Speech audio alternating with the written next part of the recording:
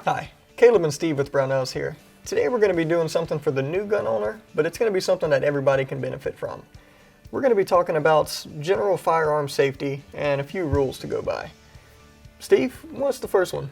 First one is every gun is loaded unless proven otherwise. So the first thing you want to do when you pick up a gun or someone hands you a gun, you want to verify it's unloaded. If someone hands you one of these and it's closed up like this, the first thing you want to do is drop the magazine. And I better do this right-handed. You want to keep it in a safe direction, lock the slide back. Then you check to make sure the chamber's empty. Look in there, poke your finger in there if you want. Now you can examine the gun in safety. Now, we weren't born with this knowledge, so if you don't know how to do it, have the person that handed you the gun show you how to do it. Hand it back to them and say, show me how to clear the gun. Say clear the gun. That makes you sound like a gun person right off the bat. Easy. And same thing goes for revolvers. Simply just open up the cylinder, and then from there you can inspect the chamber.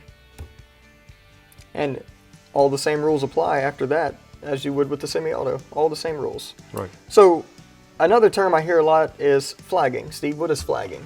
Well, flagging or sweeping. Sweeping, yeah. Is when the muzzle crosses paths with something you do not want to shoot. So, like pointing a gun at someone. So you'll notice that when we're handling these firearms, the muzzle never goes toward us, toward the crew that's filming this, or toward you.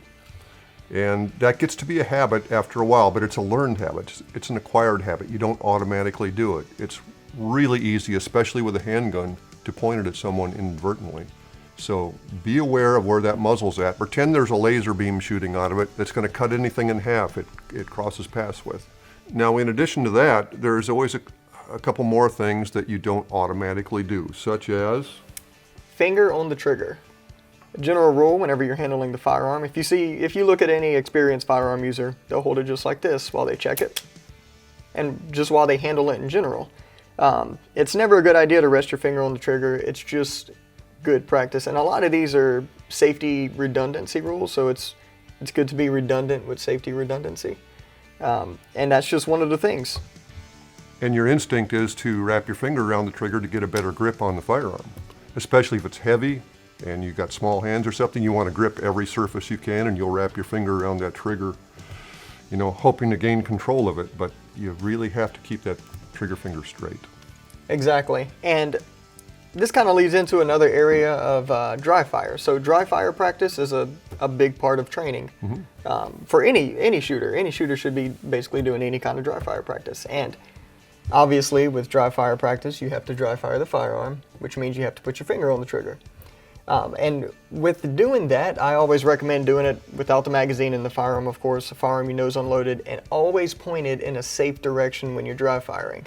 Now, an amusing thing from way back in my time, I grew up in the 60s when Westerns were all the rage on TV, and a lot of TV sets got shot during that time by guys trying to outdraw Matt Dillon when Gunsmoke came on every week.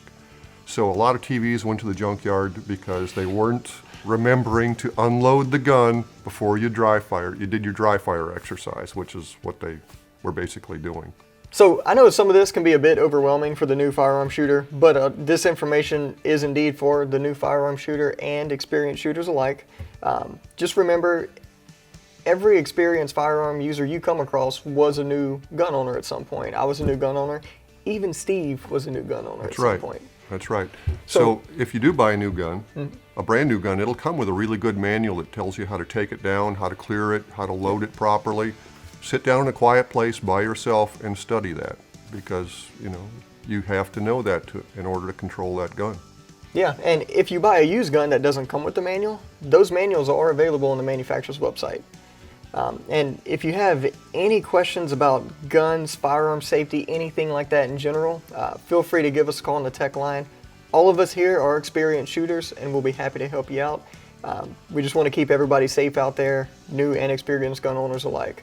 So if you have any questions, let us know. Yeah, and you're not the only one that's called, because we get thousands of those calls. There's no stupid questions. The only stupid question is the one you don't ask. Right. So Thanks for joining us, and we'll see you next time.